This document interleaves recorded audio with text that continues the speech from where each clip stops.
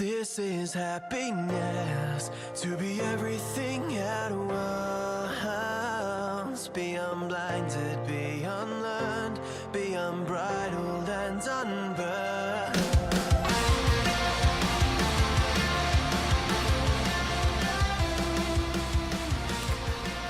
Hey everyone, and welcome back to another brand new episode of Mood Prep. My name is Dave Nixon, and today we're going to continue on with our little week of Stoicism, our Stoic week.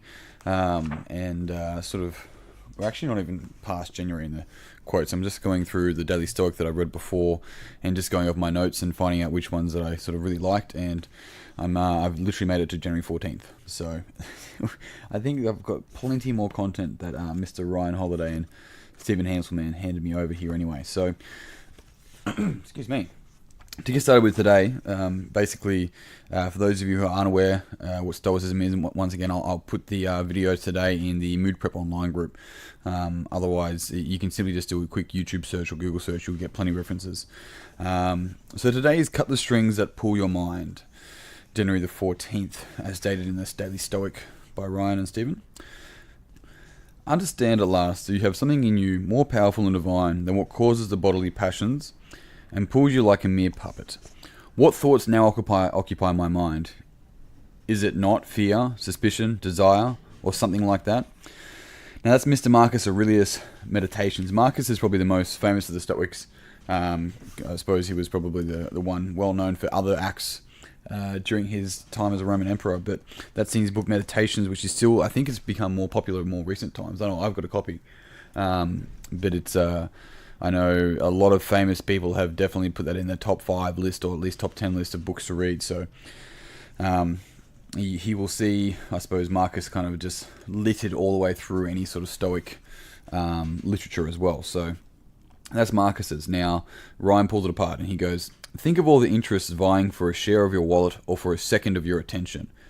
Food scientists are engineering products to exploit your taste buds. Silicon Valley engineers are designing applications as addictive as gambling.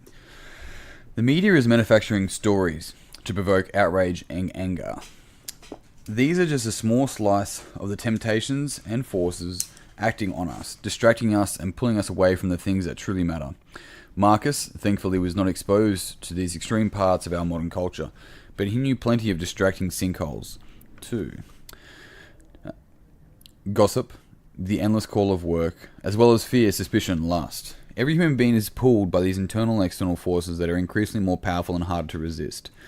Philosophy is simply asking us to pay careful attention and to strive to be more than a pawn. As Viktor Frankl puts it in The Will to Meaning, man is pushed by drives and pulled by values. These values and inner awareness prevent us from being puppets. Sure, paying attention requires work and awareness, but isn't that better than being jerked about on a string?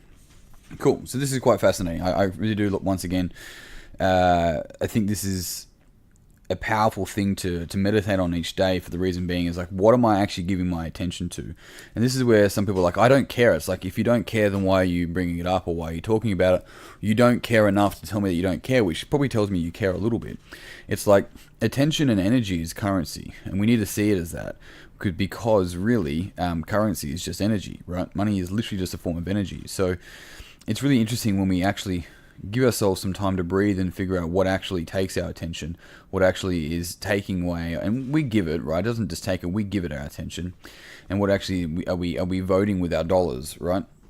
So this is quite very fascinating. So pulling apart Marcus's, I think it's just a matter of going, it's a self-awareness to be able to understand that there's something more powerful and divine within us rather than the things that we're trying to desire outside of us.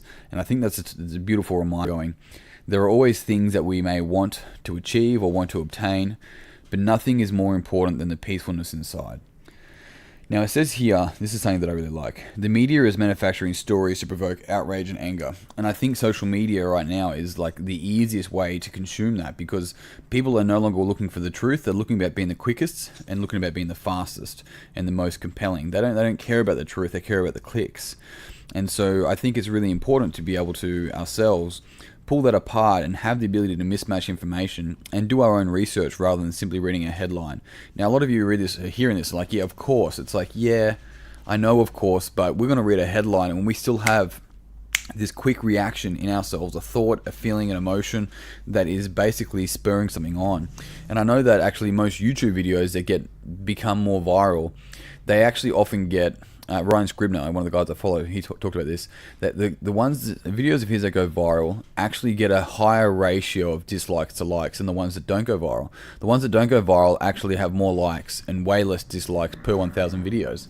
Isn't that interesting, right? We want to polarize people because that's how we get attention. It's like, no, that's not it, right? That's how we're being encouraged to be able to communicate at this point in time, rather than understanding that all views have benefit. If only we just shut the fuck up and listen, it would be way more powerful. And I think right now that's more important than ever, because it is so easy to get to information, or at least, I don't even know if I can call it information, because a lot of the information isn't knowledge, it's just wording, right? Now later on he goes on to say, man is pushed by drives but pulled by values, and by Viktor Frankl. Now if you're not aware of Viktor Frankl, he wrote a book, Man's Search for Meaning, which is once again like top 5 for so many famous celebrities, I suppose. When I say famous celebrities, like people from like Tony Robbins talks about it. I mean, obviously Ryan Holiday talks about it, and I've heard a number of other, Will Smith and those types of people talk about it as well. It's like Man's Search for Meaning is about Victor's time, I think, in a Nazi death camp, and what was the difference between the people that made it through and the people that didn't make it through. And I think that's really powerful there. Is like, man is pushed by drives but pulled by values. And this is my point to this. It's like, if you want to block temptations, if you want to not be the puppet, then you need to spend more time drilling in your morals and your values, rather than spending more time trying to look better in a mirror. Now, I'm not saying that biologically it's not important to look good, because I mean that's just how we build stronger sexes, right? It's more so being moral and understanding value, and genuinely understanding the wrong and right thing, and questioning yourself so you can get to your truth, is paramount in becoming a contributing individual in today's society who's going to be able to bring forward. We don't stop domestic violence by telling people not to do domestic violence, or by yelling toxic masculinity. We stop domestic violence by getting young men to step up, right? And same thing with young women. It is no fucking different. We get them to step up and step into their manliness, or step into their feminine, and it's so crucial for us to do that rather than bashing. That's all it is. People just bashing, and it's just like, that's such a barbaric way. There's better ways to go around it. And so we can try and push and punish, or we can try and install values and morals. Now, who's to do that? That's a very good question, and I think you have the answer to that. So my question, or the thing that I want to leave this really with, is something that I read a long time ago, and it sounded nice, so I said it a few times, but I think it's made more and more sense as I've gotten older, is work on yourself more than you work on your job. You know, if you got a dream or a goal, and you're coming home after work and you're tired, you're not tired, you're just uninspired, and that's genuine, right? I get it. We're all tired. It's like, I wish there was more hours in the day. It's like, what? So you could fill those hours as well? Come on, right? Work on yourself harder than you work on your job. Daily. And that's why I put this out daily. That's why I do this, so that people can have an opportunity to at least get some sort of positive shit in their mind each day, so they can then go, you know what? I own my life. I'm not owned in this life. And that's really different. It's crucial. Massive. Day and night difference.